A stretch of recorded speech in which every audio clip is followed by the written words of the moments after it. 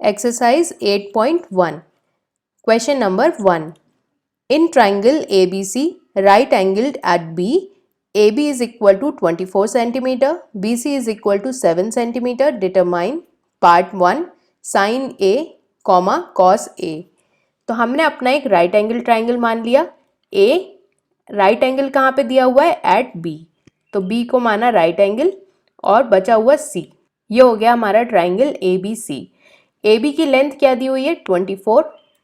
BC की length दी है 7 centimetre. AC की लेंथ नहीं दी गई है तो हम AC की लेंथ निकाल लेंगे यूजिंग पाइथागोरस थ्योरम. एग्जाम में ये हमें पूरा लिखना है यूजिंग पाइथागोरस थ्योरम पूरा. Using Pythagoras theorem we can write AC का square is equal to AB का स्क्वायर प्लस BC का स्क्वायर. तो AC का square is equal to AB की वैल्यू है 24 का स्क्वायर प्लस BC की वैल्यू है 7 का स्क्वायर. 24 का स्क्वायर होता है 576 प्लस 7 का स्क्वायर होता है 49. ये हो गया AC का स्क्वायर. तो AC की वैल्यू मिलेगी हमें स्क्वायर रूट 625. 625 को हम क्या लिख सकते हैं? 25 का स्क्वायर. तो AC की वैल्यू मिल गई हमें 25 सेंटीमीटर. इसे हमने यहाँ पे लिख लिया 25 सेंटीमीटर. अब पार्ट 1 में फाइंड आउट करना है साइन A और कॉस A. तो एंगल यहाँ पे कौन सा यूज़ किया गया है? A. जबकि सेकंड पार्ट में एंगल बदल जाएगा, A की जगह आ जाएगा C. तो सबसे पहले हम एंगल A के रेफरेंस में बात करेंगे. तो एंगल A के रेफरेंस में ऑपोजिट साइड कौन सी हो जाएगी? BC. और एडजेसेंट साइड मतलब A के बाजू वाली साइड हो जाएगी AB. अब साइन और कॉस के लिए हमने अपनी राइम लिख ली. Some of her children are having trouble over algebra. तो साइन के लिए क्या होता है फॉर्मूला?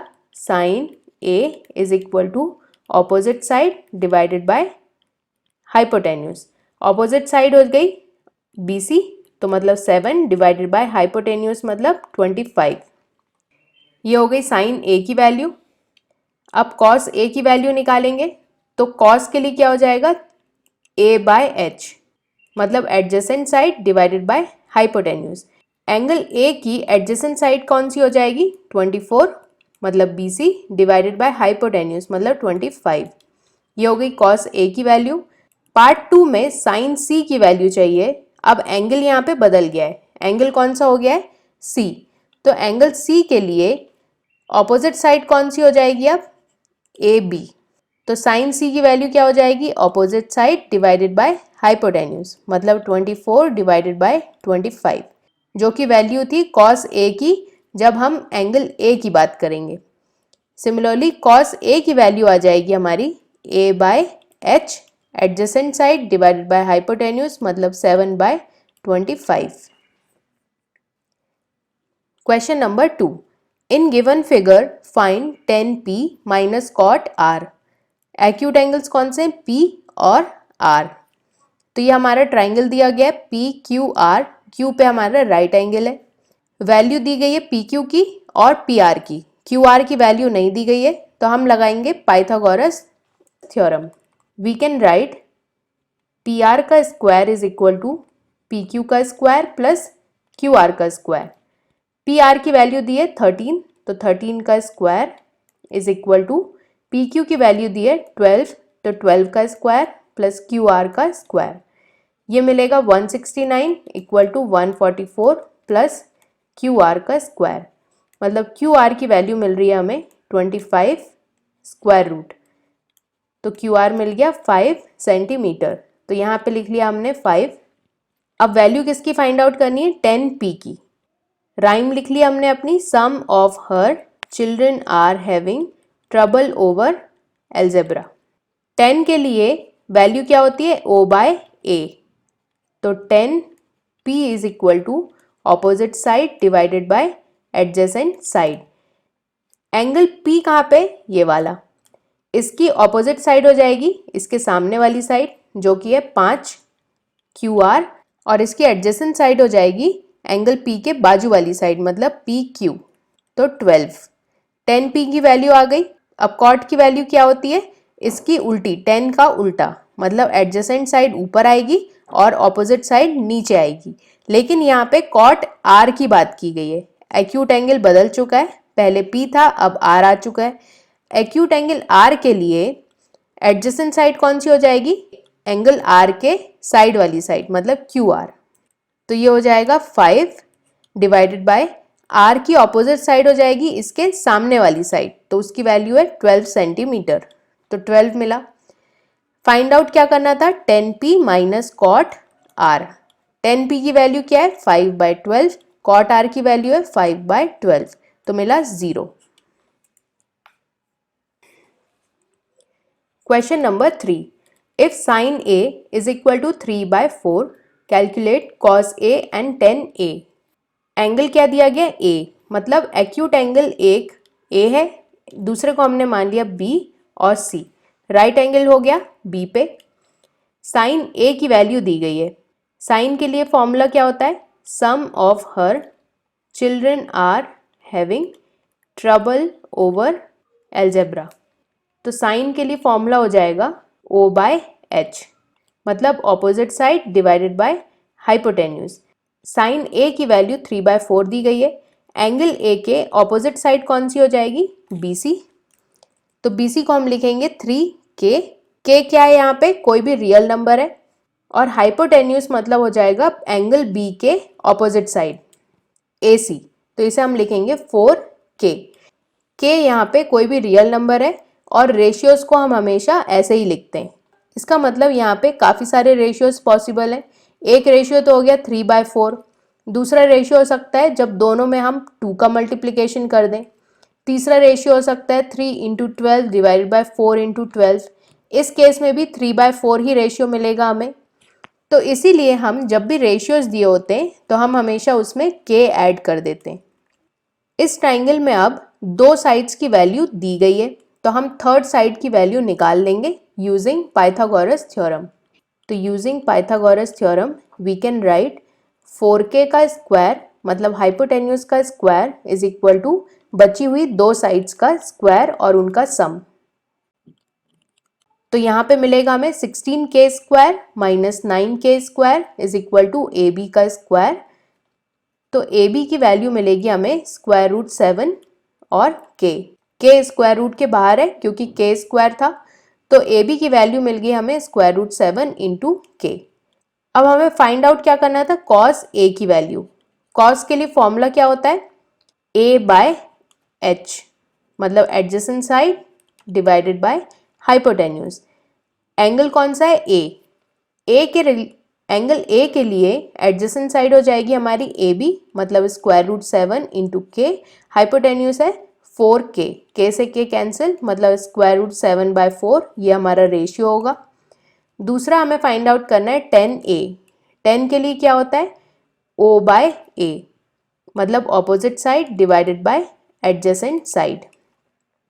ऑपोजिट साइड है 3k और एडजेसेंट साइड है स्क्वायर रूट 7k, तो रेशियो क्या मिलेगा? 3/√7। Question number 4, given 15 cot A is equal to 8, find sine A and sec A। एक एंगल तो दिया गया एक्यूट एंगल A, तो ये हमने मान लिया A, राइट एंगल मान लिया B पे, और C दिया हुआ क्या है? 15 cot A is equal to 8। तो cot A की वैल्यू क्या हो जाएगी? 8/15। 15 यहाँ पे मल्टीप्लिकेशन में, तो हमने राइट हैंड साइड में भेज दिया डिवीजन में, तो cot A की वैल्यू मिल गई 8/15। अब cot क्या होता है? अगर हम अपनी राइम लिखें, some of her children are having trouble over algebra, 10 होता है O/A, तो cot हो जाएगा A/O, मतलब adjacent side divided by opposite side. Adjacent side कौन सी है एंगल A की? AB, तो AB को हमने मान लिया 8k और ऑपोजिट साइड हो जाएगी BC, तो इसे हमने मान लिया 15k। AC की वैल्यू हम फाइंड आउट कर लेंगे यूजिंग पाइथागोरस थ्योरम। तो AC का square is equal to 8k का स्क्वायर प्लस 15k का स्क्वायर, तो ये मिलेगा हमें 64k square plus 225k square. इन दोनों को ऐड किया तो मिलेगा 289k स्क्वायर। ये किसकी वैल्यू मिल रही है? AC square. AC की वैल्यू हो जाएगी स्क्वायर रूट 289 के स्क्वायर। 289 किसका स्क्वायर होता है? 17 का, तो मिलेगा 17 और के स्क्वायर से के, तो ये हो जाएगी AC की वैल्यू। इसे यहाँ पे लिख लिया 17 के। फाइंड आउट क्या करना था? साइन A और सेक A। साइन A के लिए फॉर्मूला हो जाएगा O/H, मतलब opposite side divided by hypotenuse. अब क्वेश्चन में वैसे तो साइन A पूछा गया है, पर अगर साइन C पूछते तो C के केस में हमारी जो अपोजिट साइड है वो बदल जाती, 8K बन जाती। अभी क्वेश्चन के हिसाब से चलते, साइन A की वैल्यू हो जाएगी ऑपोजिट साइड मतलब 15K डिवाइडेड बाय हाइपोटेन्यूज मतलब 17K, तो मिलेगा 15/17। सेक A की वैल्यू हो जाएगी कॉस का उल्टा। कॉस क्या होता है? A/H, तो सेक हो जाएगा हाइपोटेन्यूज डिवाइडेड बाय A मतलब एडजेसेंट साइड। हाइपोटेन्यूज की वैल्यू है 17K और एडजेसेंट साइड की वैल्यू है 8K, तो आंसर मिलेगा 17/8। Question number 6। Question number 5 question number 4 जैसा ही है, तो हम यहाँ पे क्वेश्चन नंबर 6 सॉल्व करेंगे। If angle A and B are the acute angles such that cos A is equal to cos B, then show that angle A is equal to angle B। Angle A और angle B किस type के angles हैं? Acute angles. तो acute angle कहाँ पे हो जाएंगे? एक हो जाएगा ये वाला, दूसरा हो जाएगा ये वाला, तो इसे हमने नाम दिया A और B। बचे हुए वर्टेक्स को हमने नाम दे दिया C और ये हो जाएगा राइट एंगल। दिया हुआ है cos A is equal to cos B, तो सबसे पहले हम cos A की वैल्यू निकालते हैं। राइम क्या होती है हमारी? Some of her children are having trouble over algebra. cos का फॉर्मूला क्या होता है? Adjacent side divided by hypotenuse. cos A के लिए मतलब एंगल A के लिए एडजेसेंट साइड हो जाएगी AC, तो AC डिवाइडेड बाय हाइपोटेन्यूज हो जाएगी एंगल C के अपोजिट साइड, तो AB। सिमिलरली cos B की बात करें अगर हम, तो एंगल कौन सा है? B। एंगल B के लिए एडजेसेंट साइड हो जाएगी BC, तो BC divided by hypotenuse same रहेगा एंगल C का ऑपोजिट साइड, तो AB। cos A और cos B की वैल्यू निकल गई, तो हम लिखेंगे because given cos A is equal to cos B। cos A की वैल्यू निकली AC/AB is equal to BC/AB, hence these ratios will be equal. अब दोनों साइड पे AB है डिनोमिनेटर में, तो हमने AB को कैंसिल कर दिया, मिला क्या? AC is equal to BC। AC कौन सी साइड है? ये वाली, और BC हो गई ये परपेंडिकुलर वाली साइड। ये दोनों साइड्स हमें इक्वल दी गई हैं। अब अगर हमें याद हो, ट्राइंगल्स वाले चैप्टर में हमने पढ़ा था कि अगर किसी ट्राइंगल में दो साइड्स इक्वल हैं, तो इन दोनों साइड्स का जो ऑपोजिट एंगल्स होते हैं वो भी कैसे होते हैं? इक्वल। और इस टाइप के ट्राइंगल को क्या बोलते हैं हम? आइसोसेलेस ट्राइंगल, जिसको काफी लोग आइसोसेलेस ट्राइंगल भी बोलते हैं। इसका मतलब कि इस गिवन ट्राइंगल में, इस गिवन राइट एंगल ट्राइंगल में अगर दो साइड्स इक्वल हैं, तो इनके जो ऑपोजिट एंगल्स होंगे वो भी कैसे होंगे? इक्वल। तो AC साइड का ऑपोजिट एंगल कौन सा है? एंगल B, तो angle B is equal to BC side का ऑपोजिट एंगल हो जाएगा एंगल A।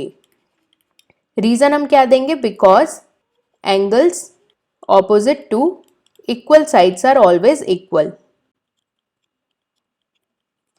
hence proved।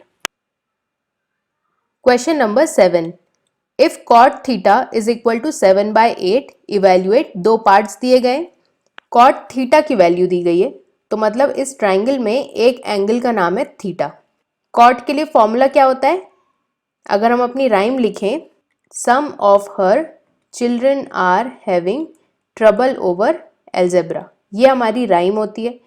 10 का फॉर्मूला क्या होता है? O/A, तो cot क्या होता है? 10 का उल्टा, तो हमने लिखा cot theta is equal two adjacent side divided by opposite side. इसकी वैल्यू दी गई है 7/8। cot थीटा के लिए एडजेसेंट साइड हो जाएगी बेस या फिर ये वाली साइड, तो इसे हमने मान लिया 7K, और ऑपोजिट साइड हो जाएगी थीटा की ऑपोजिट साइड, तो इसे हमने मान लिया 8K। अब दिए हुए ट्राइंगल में दो साइड्स मिल चुकी है, तो तो हम लगाएंगे यूजिंग पाइथागोरस थ्योरम। हाइपोटेन्यूज का स्क्वायर एच स्क्वायर लिख लिया इज इक्वल टू 7k का स्क्वायर प्लस 8k का स्क्वायर। तो हाइपोटेन्यूज का square is equal to 49k square plus 64k square. ये मिलेगा हमें 113k स्क्वायर हाइपोटेन्यूज का स्क्वायर। तो हाइपोटेन्यूज की वैल्यू मिल जाएगी k इंटू स्क्वायर रूट 113। इसे हमने लिख लिया यहाँ पे k into square root 113। Evaluate करते हैं फर्स्ट पार्ट। न्यूमरेटर में दिया हुआ है 1 प्लस साइन थीटा, तो साइन थीटा की वैल्यू हो जाएगी O बाय एच, मतलब opposite side divided by hypotenuse. Opposite side है थीटा की 8k और हाइपोटेन्यूज की वैल्यू है स्क्वायर रूट 113k, तो 8 बाय स्क्वायर रूट 113 मिला।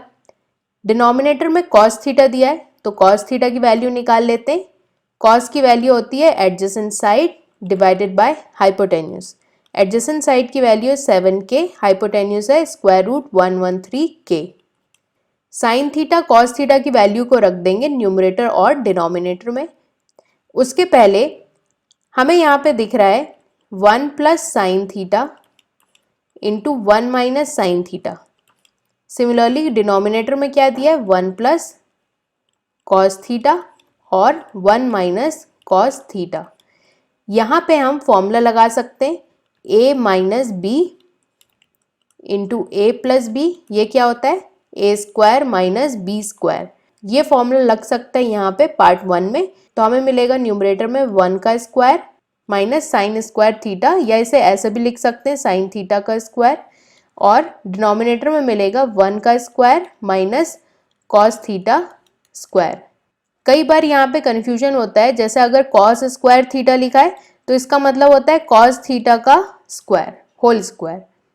अब हम यहाँ पे वैल्यूज पुट कर देंगे तो क्या मिलेगा 1 माइनस साइन थीटा का स्क्वायर, मतलब 8 बाय स्क्वायर रूट 113 का होल स्क्वायर। ये हो गया न्यूमरेटर। डिनोमिनेटर में मिलेगा 1 minus 7 by square root 113 whole square. तो मिलेगा क्या हमें न्यूमरेटर में 1 by 64 113 divided by 1 minus 49 divided by 113। Numerator और डिनोमिनेटर को सॉल्व कर लेंगे एलसीएम लेके, तो मिलेगा 113 माइनस 64 डिवाइडेड बाय 113 माइनस 49। ये मिलेगा न्यूमरेटर और डिनोमिनेटर, तो आंसर मिलेगा 49 बाय 64। ये हो गया हमारा पार्ट 1। पार्ट 2 में दिया गया है कॉट स्क्वायर थीटा। कॉट किसका उल्टा होता है 10 का, तो कॉट को हम लिख सकते हैं 1 बाय 10 थीटा का स्क्वायर। कॉट स्क्वायर थीटा को कुछ इस तरीके से लिखा जा सकता है। 10 थीटा की वैल्यू क्या होती है sign theta divided by cos theta. ये फॉर्मूला होता है 10 थीटा का। साइन थीटा कॉस थीटा की वैल्यू हमें पता है, तो हम 10 थीटा की वैल्यू निकाल लेंगे। 8 by square root 113 sine theta divided by cos theta की वैल्यू 7 बाय स्क्वायर रूट 113। इसे कैसे सॉल्व करते हैं, अगर हमें कोई फैक्टर दिया है a बाय बी न्यूमरेटर में divided by c by d, तो हम क्या करेंगे इस डिवीजन प्रोसेस को हटाएंगे, तो बचेगा a by B numerator. Division को हटाया, लगाया मल्टीप्लिकेशन, और डिनोमिनेटर को कर दिया उल्टा, तो बन जाएगा d बाय सी। तो यहाँ पे क्या मिलेगा 8 by square root 113 numerator. Division process हटाया, लगाया मल्टीप्लिकेशन, डिनोमिनेटर को कर दिया उल्टा, तो मिलेगा 113 स्क्वायर रूट डिवाइडेड बाय 7। ये कैंसिल हो जाएगा, मिलेगा 8 बाय 7। ये हो गई हमारी 10 थीटा की वैल्यू। अब निकालना क्या है कॉट स्क्वायर थीटा, तो 1 बाय 10 थीटा का स्क्वायर मतलब 8 बाय 7 का स्क्वायर, तो क्या मिलेगा 49 bye 64। Question number 8. If 3 cot A is equal to 4, check whether 1 minus tan square A divided by 1 plus tan square A is equal to cos square A minus sin square A or not. तो हमें यहाँ पे cot A की value दी गई है। cot A की value क्या दी है 4 बाय 3। इस 3 को हमने राइट हैंड साइड में भेज दिया, मल्टीप्लिकेशन में तो जाएगा डिनोमिनेटर में, डिवीजन में। कॉट ए की वैल्यू दी गई है, तो एंगल मान लिया हमने ये वाला अपना ए, बचे हुए एंगल्स मान लिए वर्टेक्स बी और सी। राइम लिख लेते हैं अपनी, some of her children are having trouble over algebra. 10 की वैल्यू होती है O बाय A, तो कॉट की वैल्यू हो जाएगी adjacent side divided by opposite side. Angle A की एडजेसेंट साइड है AB, तो इसे हमने मान लिया 4K, और ऑपोजिट साइड है BC, तो इसे मान लिया 3K। AC की वैल्यू निकाल लेंगे यूजिंग पाइथागोरस थ्योरम, तो क्या मिलेगा 5K। अब हमें चेक करना है कि क्या ये कंडीशन ट्रू है या नहीं। तो हम अपना लेफ्ट हैंड साइड पहले सॉल्व करते हैं। LHS में दिया है 10, तो हम पहले 10A की वैल्यू निकालेंगे। 10A की वैल्यू हो जाएगी कॉट का उल्टा। कॉट की वैल्यू थी 4/3, तो 10 की वैल्यू हो गई 3/4। 10 स्क्वायर A मतलब 10A का स्क्वायर। LHS में न्यूमरेटर में क्या दिया है 1 माइनस 10 स्क्वायर A मतलब 3/4 का whole square divided by 1 plus 10 square A मतलब 3/A का होल स्क्वायर। इसे सॉल्व करेंगे तो क्या मिलेगा 1 minus 9/16 divided by 1 plus 9/16। Numerator में 16 का एलसीएम लिया तो मिलेगा 16 माइनस 9 डिवाइडेड बाय 16, और डिवीजन प्रोसेस हटाया, मल्टीप्लिकेशन लगाया, डिनोमिनेटर को सॉल्व किया तो क्या मिलेगा 16 डिवाइडेड बाय 16 प्लस 9। 16 से 16 कैंसिल, मिलेगा 7/25। ये हो गया हमारा left hand side. Right hand side की बात करेंगे। राइट हैंड साइड में क्या चाहिए कॉस और साइन। तो कॉस ए की वैल्यू हो जाएगी, कॉस में क्या होता है A/H मतलब adjacent side divided by hypotenuse. Angle A की एडजेसेंट साइड है AB मतलब 4K डिवाइडेड बाय हाइपोटेन्यूज मतलब 5K, तो 4/5 कॉस की वैल्यू मिली। साइन ए की वैल्यू हो जाएगी O/H मतलब opposite side divided by hypotenuse. Opposite side है 3K divided by hypotenuse 5K, तो 3/5। कॉस ए का स्क्वायर मतलब 4/5 का स्क्वायर माइनस साइन ए का स्क्वायर मतलब 3/5 का स्क्वायर, तो ये क्या मिलेगा 16/25 माइनस 9/25। एलसीएम लिया 25, 16 माइनस 9, तो आंसर क्या मिलेगा 7/25। और हमारा LHS भी इतना ही है, तो hence LHS is equal to RHS। Question number 9, in triangle ABC right angled at B। तो हमारा ये एक ट्राइंगल है, यहाँ पे राइट एंगल कहाँ पे B पे, बचे हुए को हमने मान लिया A और दूसरा एंगल दिख रहा है C। If 10A is equal to 1/√3 find the value of sine A into cos C। जैसे यहाँ पे साइन A और कॉस C के बीच में कोई भी ऑपरेटर यूज नहीं किया मैथमेटिकल ऑपरेटर, तो हम मानते हैं multiplication, plus cos A into sine C। सबसे पहले हम अपनी राइम लिख लेते हैं, some of her children are having trouble over algebra. 10 की वैल्यू क्या होती है O/A मतलब opposite side divided by adjacent side. इसकी वैल्यू दी है 1/√3, तो ऑपोजिट साइड हो जाएगी एंगल A की BC, तो इसे हमने मान लिया K, 1 इंटू K मतलब K। एडजेसेंट साइड हो जाएगी AB, तो √3K।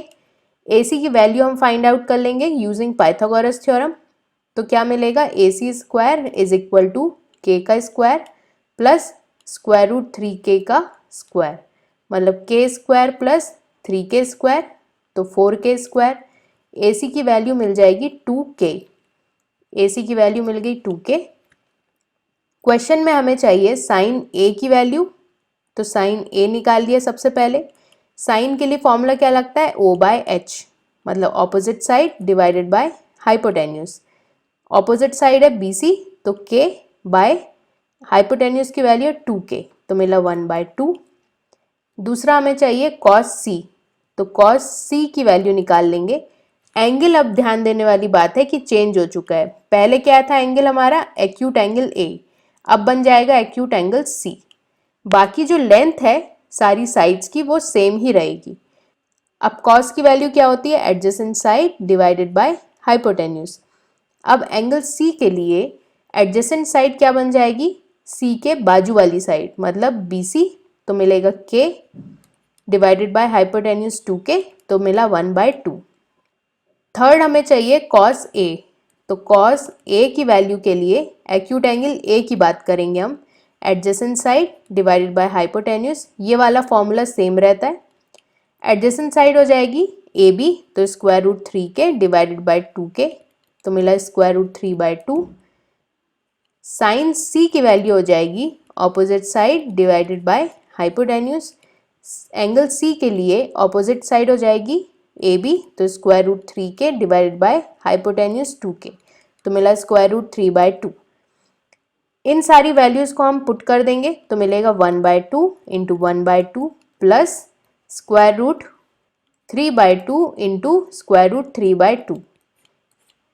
इनको सॉल्व कर लेंगे। जब भी इस टाइप की इक्वेशंस दी होती हैं तो हम सॉल्व करने के लिए क्या यूज करते हैं, बोर्डमास रूल।